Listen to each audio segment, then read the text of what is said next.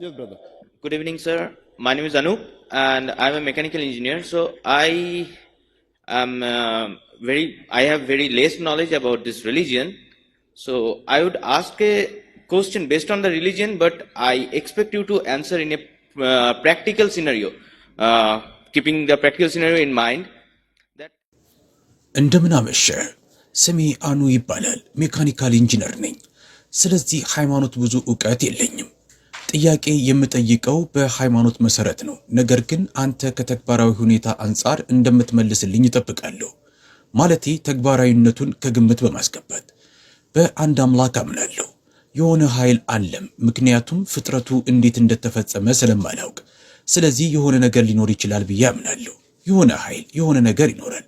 እዛ ይኑር አይኑር አላውቅም። የእውነት ህልውናውን መኖሩንም አላውቅም። እዛ መኖርና አለመኖሩን እስከማውቅ ድረስ አለ ብሎ ማመኑ የተሻለ ነው ብዬ አምናለሁ። እሺ፣ ችግር የለውም። ልክ ሁሉም ሃይማኖት አንድ አምላክ አለ ይላሉ፣ አንድ ኃያል አምላክ። ታዲያ ለምን በርካታ ሃይማኖቶች ኖሩ? ሃይማኖት የተፈጠረ ከሆነና ሁሉም ሃይማኖቶችም በአምላክ የተፈጠሩ ነው ካልን አንድ አምላክም ብቻ ከሆነ ያለው ለምን ይከፋፍሉናል? ይህ የመጀመሪያው ጥያቄ ነው። በመልስህ ላይ ተመርኩዤ ደግሞ መቀጠል እችላለሁ። and depending on your answer, I would like to go on. The brother asked the question that if there's only one God, and most of the religions say there's one God, so how come there are so many religions?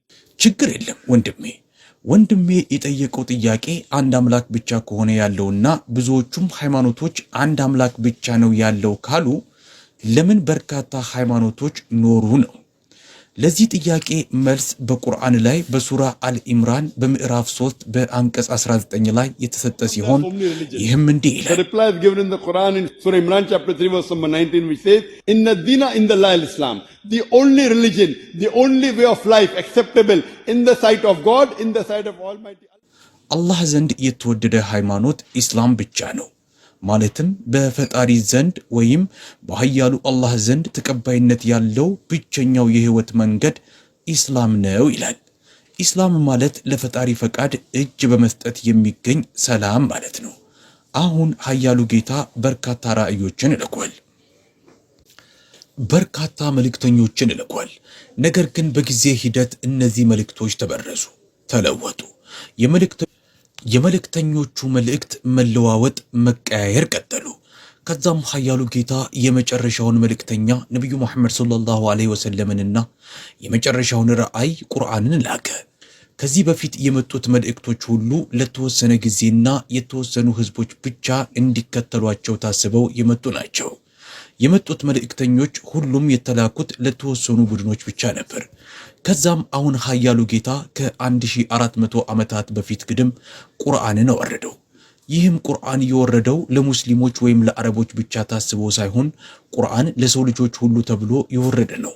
Chapter 14 verse number 1, in Surah Ibrahim chapter 14 verse 52, in Surah Baqarah chapter 2 verse 185, and Surah Zumur chapter 39 verse 41, that the Quran is sent for the whole of humanity. Now because በሱራ ኢብራሂም በምዕራፍ 14 በአንቀጽ 1 ላይ፣ በሱራ ኢብራሂም በምዕራፍ 14 በአንቀጽ 52 ላይ፣ በሱራ በቀራ በምዕራፍ 2 በአንቀጽ 185 ላይ እና በሱራ ዙሙር በምዕራፍ 39 በአንቀጽ 41 ላይ ቁርአን ለሰው ልጆች ሁሉ የተላከ መሆኑን ይገልጻሉ። ይህ የመጨረሻና የመደምደሚያው ራእይ በመሆኑ ከዚህ በኋላ የሚመጣ ሌላ ራእይ አይኖርም። ኃያሉ ጌታ በሱራ ሂጅር በምዕራፍ 15 በአንቀጽ 9 ላይ እኛ ቁርአንን እኛው አወረድነው፣ እኛው ለእርሱ ጠባቂዎቹ ነን ይላል። ስለዚህ በጊዜ ሂደት የሚላኩት መልእክቶች እየተበረዙና እየተበላሹ ስለሄዱ ኃያሉ ጌታ የመጨረሻውንና የመደምደሚያውን ራእይ ገለጠው። እናም ኃያሉ ጌታ በሱራ ሂጅር በምዕራፍ 15 በአንቀጽ 9 ላይ ቁርአንን እኛው አወረድነው፣ እኛም እንጠብቀዋለን አለ። ይህን ቁርአን መቀየር አትችልም። ስለዚህ ኃያሉ ጌታ ተመሳሳይ መልእክቶች ናቸው ያሉት። የላካቸው ሁሉም የሃይማኖት መጽሐፎች መሰረታዊ መልእክታቸው አንድ አይነት ነው፣ በአንድ አምላክ ማመን። ስለዚህ እኔ የምለው መፍትሄ አለኝ ነው። I tell the people, let us agree that at least one book is the word of God. So Hindu will say, I don't mind believing Veda to be the word of God. The Christian will say, I don't mind believing Bible to be the word of God. The Muslim will say, I don't mind believing Quran to be the word of God. ለሰዎችም ቢያንስ አንዱ መጽሐፍ የፈጣሪ ቃል ነው ብለን እንስማማ በማለት እነግራለሁ። ከዛ ሂንዱ ይመጣና ቬዳ የፈጣሪ ቃል ነው ብዬ ባምን ቅር አልሰኝም፣ ክርስቲያኑም መጽሐፍ ቅዱስ የፈጣሪ ቃል ነው ብዬ አምናለሁ፣ ሙስሊሙም ይመጣና ቁርአን የፈጣሪ ቃል ነው ብዬ አምናለሁ ይላል። እኔም ለእነዚህ ሰዎች የምለው የጋራ የሚያደርጉንን ነገሮች ለመከተል እንስማማ ነው። የጋራ የሚያደርጉንን ነገሮች ለመከተል የሚቃወም ሰው ይኖራል? No. No, because it's there in the scriptures. So I tell, let us study the scriptures and let us agree to follow 100% what is common.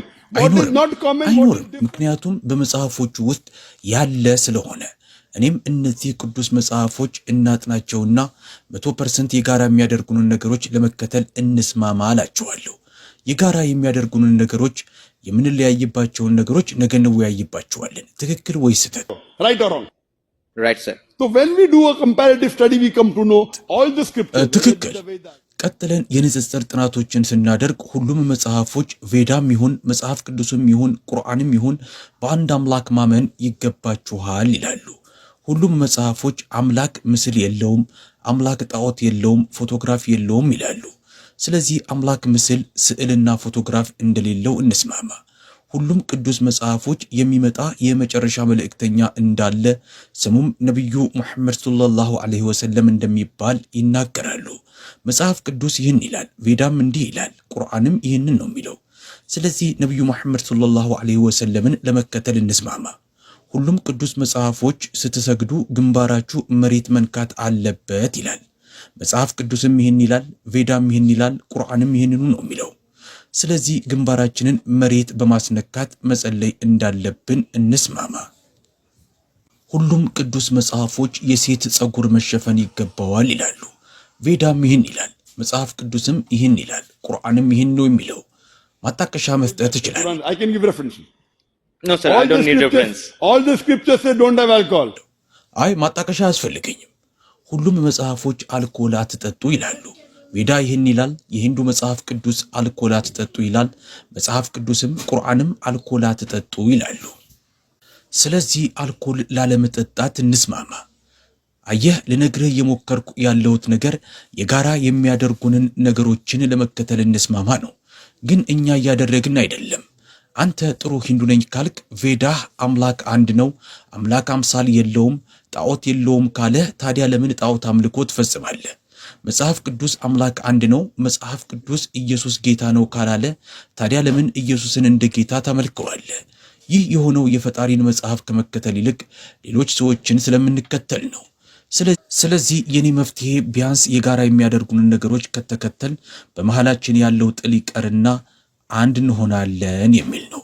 ምክንያቱም በሁሉም ቅዱስ መጽሐፎች ውስጥ ያሉት ዋና ዋና ነገሮች አንድ አይነት ስለሆኑ፣ ተመሳሳይ ስለሆኑ።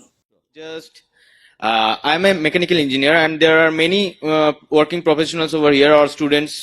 So it is not possible for us to read all the religious books. Frankly speaking, sir. ነገሮችን ብቻ መጠቆም እፈልጋለሁ።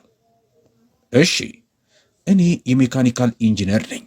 በዚህም በርካታ ሙያ ያላቸው ሰራተኛ ሰዎችና ተማሪዎችም አሉ። ሁሉንም የሃይማኖት መጽሐፎች ማንበብ የሚቻል አይደለም። ግልጹን ለመናገር እውነቱን ለመናገር እኔ ምንም አይነት ሃይማኖታዊ መጽሐፍ አንብቤ አላውቅም። ስለዚህ አንድ ነገር ብቻ ማለት እፈልጋለሁ። ሰዎች አንተን ብቻ ሳይሆን በመላው ዓለም ላይ ያሉ ለብዙ ሃይማኖቶች ከፍተኛ ስልጣን ያላቸው ሰዎች አላችሁ። ታዲያ ለምን ሁሉንም የሃይማኖት መጽሐፎች ቀላቅላችሁ የሰብአዊነት መጽሐፍ አትፈጥሩ? Make a book of humanity and have all the good things put in that and say, I'm not saying that Islam or Hinduism or Christianity or any other thing is bad or good. I don't know at all about.